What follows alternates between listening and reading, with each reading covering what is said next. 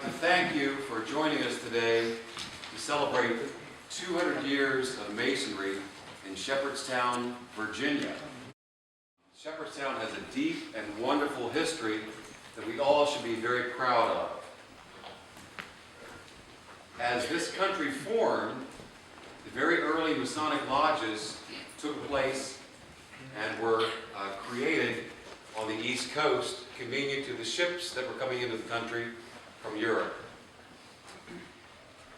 The largest and most influential Masonic lodge in the early colony days was in Philadelphia, where a group of men who became our founding fathers crafted the U.S. Constitution and signed the Declaration of Independence. Our history as Americans is very deeply rooted in Masonry. We're very proud of that. Locally, the town of Shepherdstown has very much the same history, in that as we were formed, men joined together in an element and atmosphere of trust, respect, and brotherhood to create what we now benefit by as Shepherdstown. Henry Clay Entler. Have any of you visited the Entler Hotel? Josiah Carney. Perhaps some of you live in Carneysville. William Node, retailer. Charles Morgan, Morgan's Grove Park. Sam Skinner, founder of the Shepherdstown Men's Club and not the Community Club.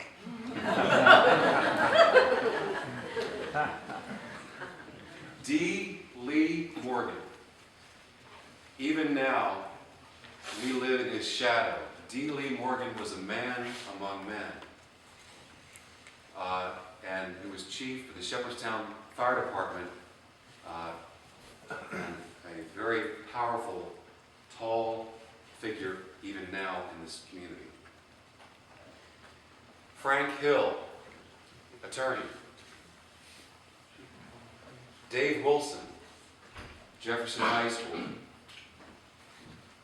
Sid Spinagle, West Virginia State Police. Buzzy Carroll, police chief, Shepherdstown Police Department. Glenn Paddock, attorney. Men of character have always been attracted to Masonry. George Washington, we know as a man of courage by his life as a general. We know him as a leader from his life as President of the United States. But we as Masons recognize him as a man of character for his life as a Mason. Many of the qualities of leadership that we know as George Washington in our historical records, we as Masons recognize them for Masonic qualities of leadership, integrity, value, and trust. During his life, General Washington, President Washington, Brother Washington received as a gift 2 French aprons, which he cherished. One was made by 2 men by the last name of Watson and Cassul. Very beautiful item of tapestry. The second was a gift made to him by his French brother and fellow Mason, General Lafayette of France. That apron is now in possession of Mount Nebo Lodge and is about to be unveiled to you. And we're proud to do that. During his lifetime, this apron was worn, and in our presentation we'll cover these details, was worn at the laying of the cornerstone of the U.S. Capitol, of the cornerstone of the Washington Monument, and the cornerstone of the Smithsonian Institution. The cornerstone laying events are Masonic events to lay the cornerstone, to build the foundation of a structure that we support. Cornerstone layings are Masonic events. We have today guests from Mount Vernon who have done a great deal of study about this item, its history, the relationship with Lafayette. Laura Simo and Robin Adams are here with us today for presentation and afterward discussion. But with that, for our presentations, we would like to unveil to you the George Washington Lafayette Masonic Apron. Laura, if you can step forward. We'll just move this straight back.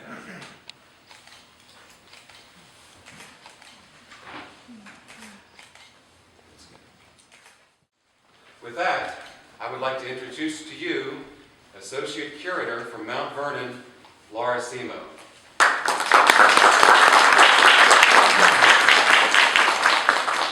Good afternoon, everyone, and thank you, George, for that wonderful introduction. Such a beautiful, beautiful day here in the town of Shepherdstown, and just glorious weather. Just wonderful, wonderful to be here. We thank you as well for the kind invitation that the Brethren of Mount Nebo Lodge 91 have extended to us to share in this auspicious occasion, and also for extending to Robin and myself such a warm and hospitable welcome here this weekend. I just would like to say a few words this afternoon, because I think this really is a day of celebration for Mount Nebo, and really just a wonderful, wonderful occasion. And on behalf of the Regent and Vice Regent of the Mount Vernon Ladies Association, we congratulate you on your bicentennial. Not every organization can claim such a long history. The Ladies Association, in fact, is about 50 years younger than the lodge here in Shepherdstown. And I think that your continued existence is a testament to the enduring principles of Freemasonry, principles by which General Washington lived and led by example, and proof that brotherhood and community still exist in a world where messages of individualism and materialism so often shadow our everyday lives. Naturally, Mount Vernon takes very seriously the process of identifying Washington artifacts. And it has been a great joy, honor, and privilege to work with the Brethren of Mount Nebo, as well as Brother Mark Tabbert of the George Washington National Masonic Memorial in Alexandria, Virginia, as we undertook extensive examination of the apron you see before you today, as well as exhaustive research into its history over the past 2 years. I think we first were contacted in maybe, was it October of 2009? It's hard to believe time goes by that quickly, but this has indeed been such a wonderful project that's just made the time fly, just made the time fly. And at every step along the way, we were delighted to discover that everything that this apron was saying that it was true and correct. In looking at it, for example, we looked to see about its construction and its materials. The fact that it's a silk-on-silk embroidery, and after we're done with our remarks, please come up, have a look. Just beautifully done, of the highest quality French manufacture. Again, done silk threads on silk, as well as gold and silver wrapped threads, and then embellished with spangles, and also some pastes or little glass stones. So originally this object, again, just would have been spectacular. Imagine a white with bright greens and reds and flashes, catching very brilliant, a brilliant object. The facts of its history as well cannot be denied. We know from Washington's inventory taken shortly after his death, in December of 1799, that 2 sets of Masonic regalia are in his study. And at the private sales that took place among the male legatees or beneficiaries of the Washingtons, after Martha Washington's death in 1802, that 2 Masonic aprons were sold from the estate, both going to husbands of Washington's nieces.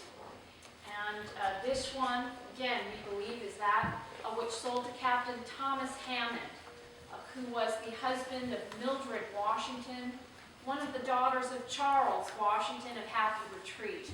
So those of you, maybe there are some, I had the great pleasure of just visiting Happy Retreat and some of the other Washington homes this past September. So again, that was another angle that's brought this apron, given it a new life and a new